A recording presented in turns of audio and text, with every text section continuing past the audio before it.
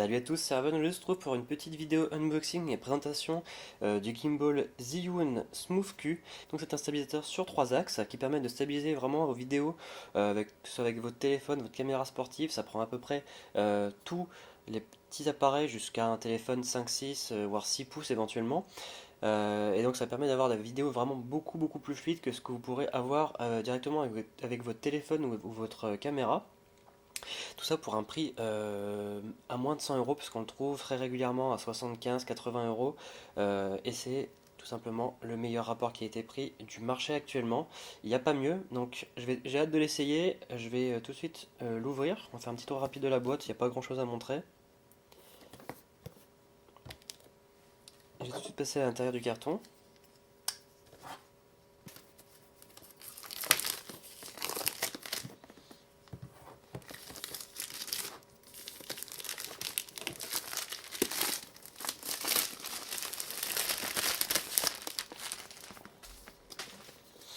Ouais, donc, ne serait-ce que l'emballage est très sympa. L'ouverture doit se faire sur le côté, à mon avis. Quoi qu'il va faire glisser apparemment le carton. Hop. Là, donc on retrouve une grosse boîte blanche qui contient notre gimbal dans son étui de protection. On a ici un petit user guide qui a l'air assez complet.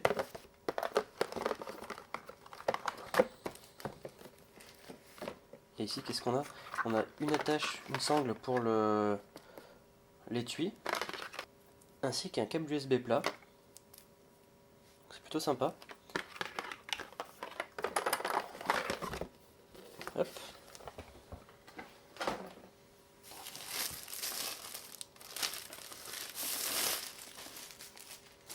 Donc ça ressemble un petit peu à un étui de guitare en plus petit, bien sûr, enfin, ça fait un peu dans ce goût-là. Et du coup, ça permet de ranger la gimbal. Hop. Vous pouvez voir que c'est très sympa.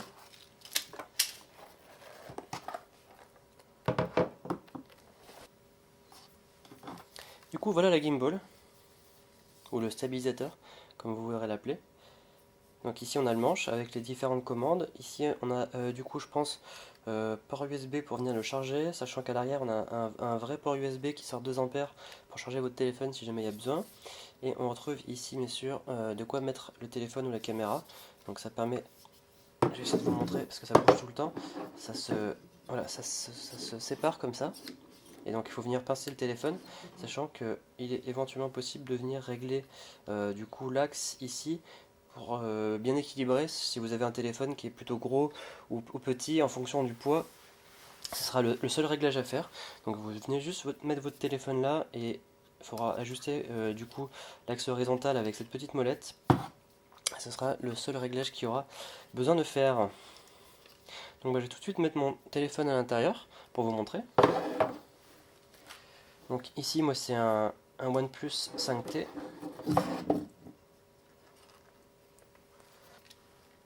Voilà, donc là le téléphone est à l'intérieur. Et du coup il ne me reste plus qu'à allumer la gimbal, parce que là bien sûr ça se balade dans tous les sens. Voilà, donc il faut laisser appuyer sur ce petit bouton là. Et hop, normalement la gimbal est allumée, ça y est. Et on peut voir que du coup ça stabilise, ça y est. J'essaie de dézoomer un petit peu. Je sais pas si on voit très bien, mais par défaut il se met en mode stabilisation dans les deux axes, donc il reste toujours face. Je vais essayer de vous montrer comme ça sera peut-être plus simple. Il reste toujours du coup face à l'objectif quoi qu'il arrive. Par contre si on tourne, ça va suivre le mouvement doucement, sachant qu'il y a bien sûr possibilité de le bloquer avec plusieurs modes. Voilà, donc là il est en mode, même si je tourne, vous voyez qu'il reste toujours face à ce que vous voulez filmer. Donc ça permet du coup d'avoir vraiment une stabilisation complètement parfaite à ce niveau-là. Sachant qu'après, une fois qu'il est stabilisé, comme ça vous pouvez toujours le bouger avec le petit joystick par exemple. Vous voyez, hop. C'est vraiment super sympa. Donc on peut bien sûr le baisser, le monter comme ça. C'est assez fluide, hein. Donc là, la stabilisation a l'air plutôt bonne avec le réglage par défaut pour mon téléphone. Sachant bien sûr, bah, vous pouvez, faut allumer le téléphone et et le mettre en mode appareil photo pour enregistrer. Sachant que vous pouvez aussi contrôler la gimbal avec l'application. Mais ça je vous montrerai peut-être un peu plus tard. Sachant que normalement si on... Voilà, on peut le passer en mode portrait aussi. On fait juste faire une rotation comme ça. Il détecte automatiquement quand vous essayez de le tourner. Hop. Vous voyez que ça marche plutôt bien. Je ne sais pas encore exactement à quoi servent tous ces boutons là. Je pense que c'est pouvoir contrôler avec l'application pour directement déclencher l'enregistrement à distance et tout ça. Donc ça c'est des choses qu'il faudra que je vois. Voilà, sachant que vous avez normalement aussi un mode selfie, donc il faut appuyer 3 fois sur le bouton mode. Vous pouvez voir que ça retourne directement le téléphone donc pour pouvoir enregistrer face à soi avec la caméra arrière. Vous pouvez voir que la stabilisation est vraiment super bien, c'est parfaitement fluide. Du coup, je vais vous montrer rapidement ce que ça peut donner avec une caméra sportive. Donc je vais éteindre la gimbal.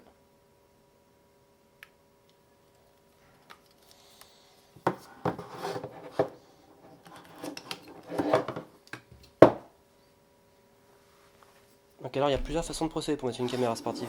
Soit vous voulez le laisser en mode horizontal, donc qui est fait pour mettre le téléphone du coup en mode horizontal. Du coup la caméra va avoir du mal à rentrer dedans comme ça, puisque bien sûr elle n'est pas assez haute. Donc soit vous la mettez comme ça et vous complétez avec un petit bout de mousse. C'est ce que je vais faire dans un premier temps. Bon, normalement on peut ici dévisser un petit peu pour pouvoir du coup le passer en mode horizontal, enfin vertical pour un smartphone du coup. Donc moi ce que je vais faire c'est que je vais essayer avec un petit bout de mousse. Voilà, donc j'ai mis ma caméra dedans avec un petit peu de mousse. Bon, ça mériterait à être recoupé aux bonnes dimensions, à être ajusté et tout ça. Mais on va voir si la gimbal le détecte bien.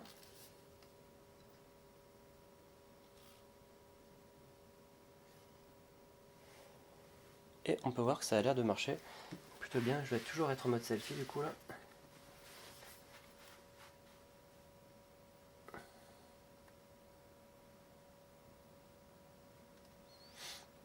Et on va passer en mode normal.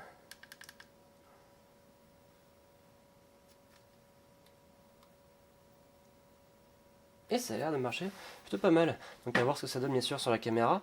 Mais on peut voir que du coup ça gère complètement comme ce qu'on veut. Mais là, je pense qu'au niveau horizontal, il n'est pas tout à fait à l'horizontale, parce que bien sûr, une caméra comme ça, c'est moins lourd qu'un smartphone. Donc il va falloir le régler pour que ce soit bien l'horizontale. Mais en tout cas, du coup, vous n'avez pas besoin forcément d'acheter un adaptateur en plus. Si vous prévoyez d'utiliser une caméra sportive, vous pouvez le faire directement comme ça. Bon, du coup, on a deux applications disponibles. On a le Play, donc, qui permet par exemple d'enregistrer.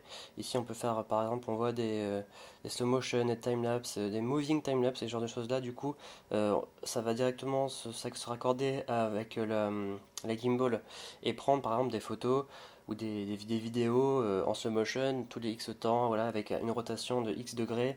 On peut vraiment tout faire. Et du coup, on a une deuxième application. Donc ça c'était l'application Play. Et on a une deuxième ici qui est le Zhiyun qui permet de contrôler, de voir les stats, etc. Donc là on peut voir la batterie, hop, connection. Là donc là, ma gimbal va apparaître, juste attendre que ça finisse de charger. Et on va pouvoir se connecter. Bon, on peut directement se connecter. Et donc là, on voit qu'il y a 100% de batterie. Et on peut du coup faire directement dans mes mises à jour firmware, aller dans les réglages, la calibration. Et on a encore un mode caméra donc qui permet de prendre des photos, des vidéos, etc. Et on a ici les contrôles. Et c'est là que c'est marrant. Bon, c'est juste dommage que ça passe forcément en mode portrait. Mais du coup, on peut voir que, par exemple, si je le mets en lock, et bah ici, par exemple, si j'appuie là,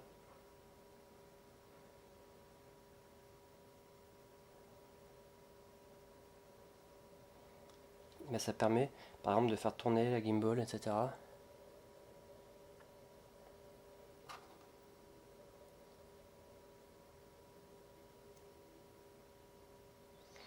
Et du coup, si vous voulez contrôler le truc à distance, ça peut être un bon moyen aussi. Ça peut être très sympa. Je pense qu'il doit pouvoir faire Il y a aussi d'ailleurs un mode Follow Me qui est sur l'application qui permet de détecter vous en fait en train de marcher par exemple. Et du coup, avec le téléphone donc sur la gimbal, et du coup, le téléphone va envoyer des informations à la gimbal pour essayer de vous suivre et de tourner en même temps en fonction de vos mouvements. Ce genre de choses-là, bon, il y a des vidéos beaucoup plus complètes que la mienne sur le sujet.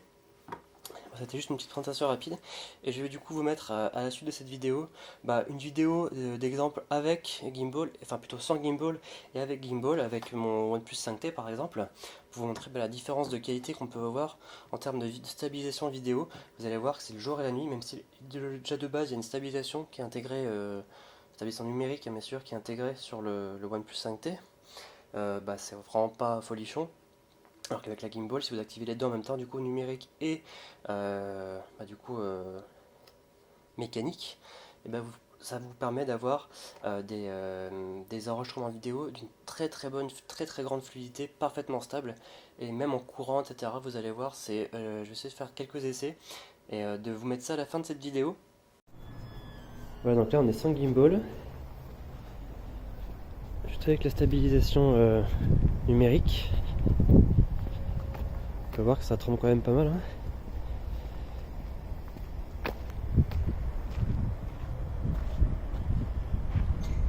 Je fais juste un petit tour de ma cour intérieure.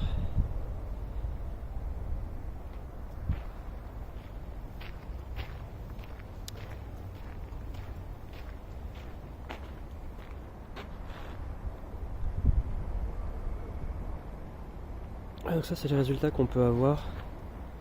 Du coup, je suis sur le tonneau avec les mains.